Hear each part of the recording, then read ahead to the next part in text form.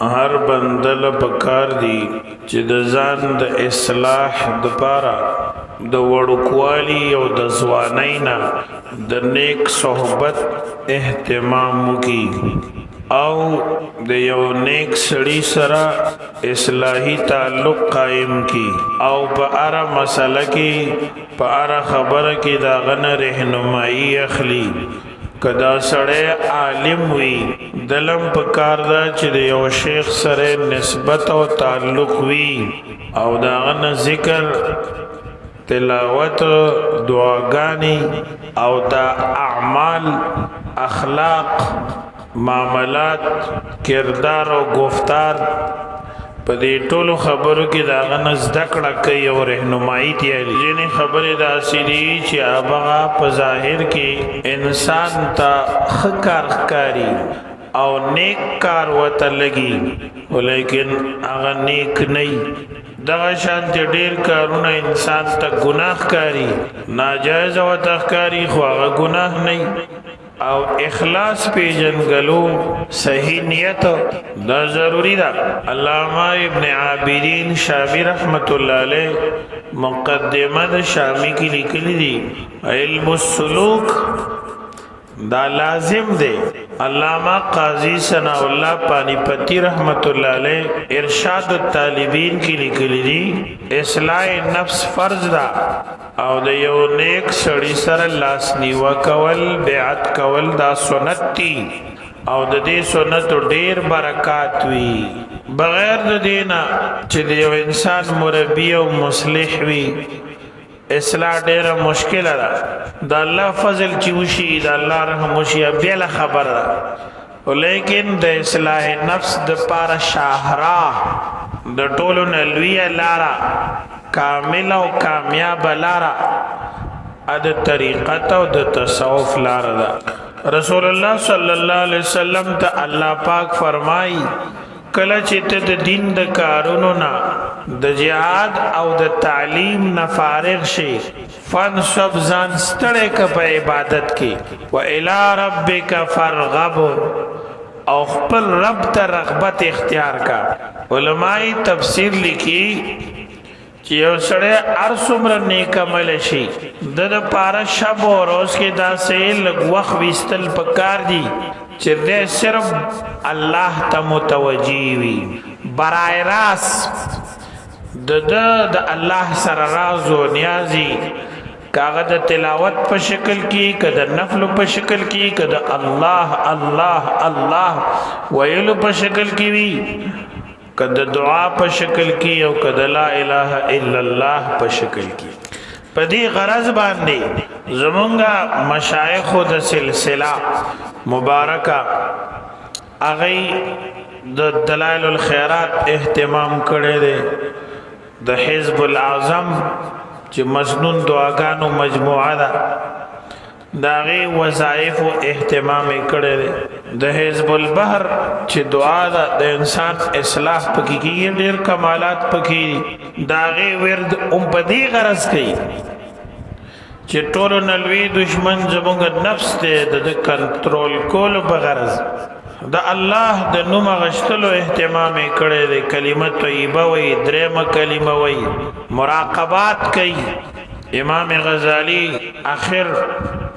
کم یو شی مجبور کړو چې درس او تدریس تصنیف او تالیف دا ټولی کړیو لوی مناظرو د اسلام فیلسوفو او ډېر لوی سړیو او د خلکو ورته ډېره زیاته تمه وه او د خلکو ورته ضرورت و لیکن امام غزالی رحمه الله فرمایي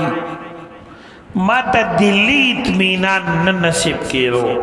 هغه وایي زما د ټولو نه افضل مشغله درس او تدریس و لیکن ما چې خپل نفس ته وکته زما ټوله توجه هغه علوم ته و چې اهم نه و لکه فلسفه او منطق وغیره دغه شان دي د آخرت په سلسله کې څه فایده ورکون کې نو ما چې د تدریس په بابت کې خپل نیت وکړه نو هغه خالص د الله د پاره نو بلکې ما پکې شهرت غوست جاه می غوستلا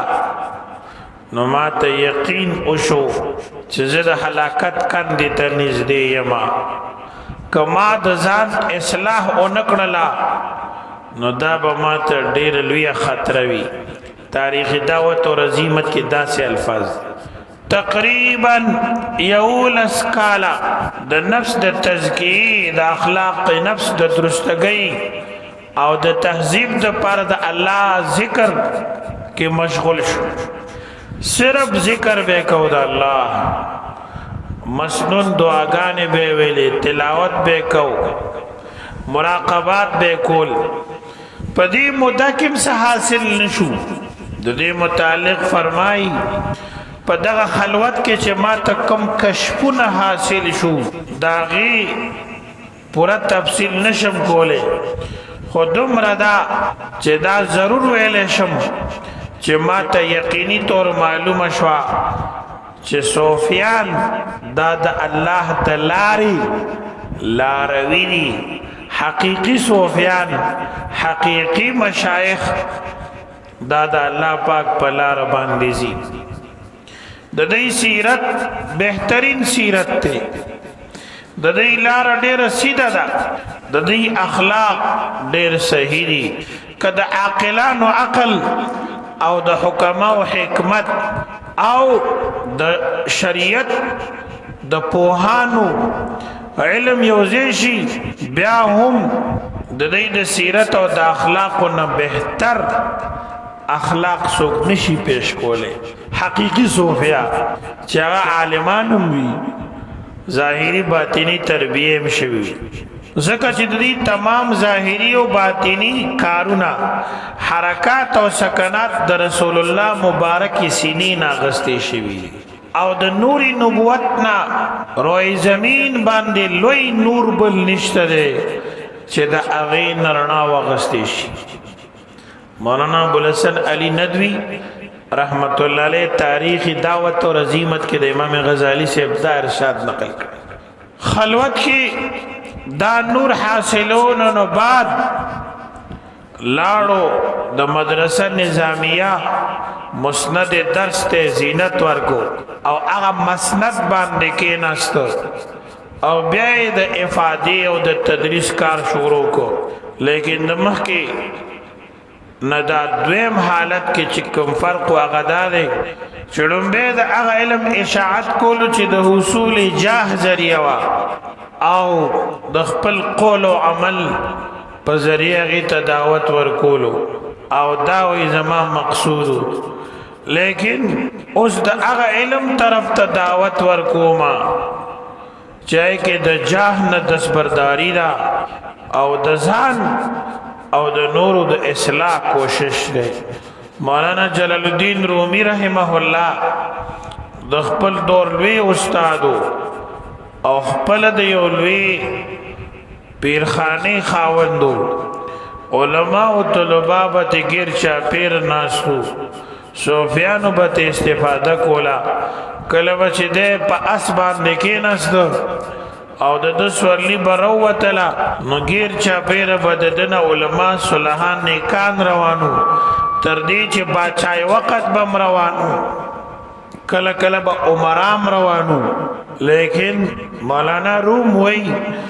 د دې ارس باوجود ما دن نزان خالی غنلو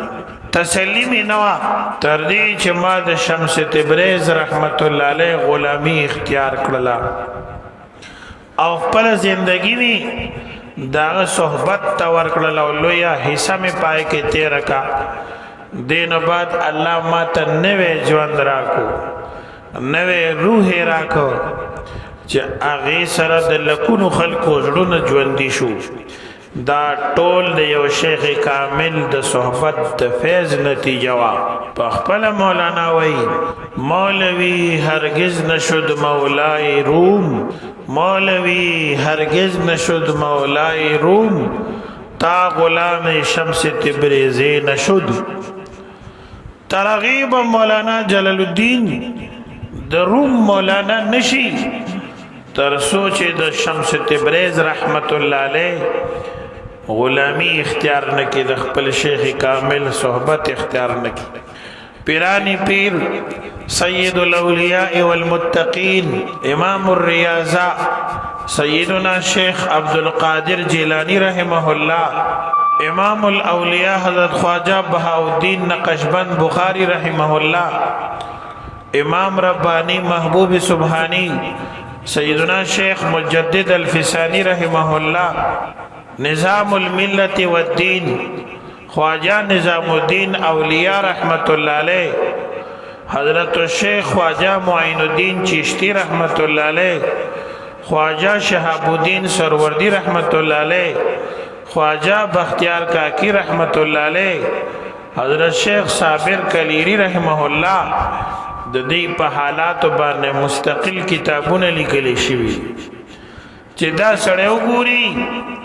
دا غینه معلومیږي چې د خلکو څومره محنتونه کړي دي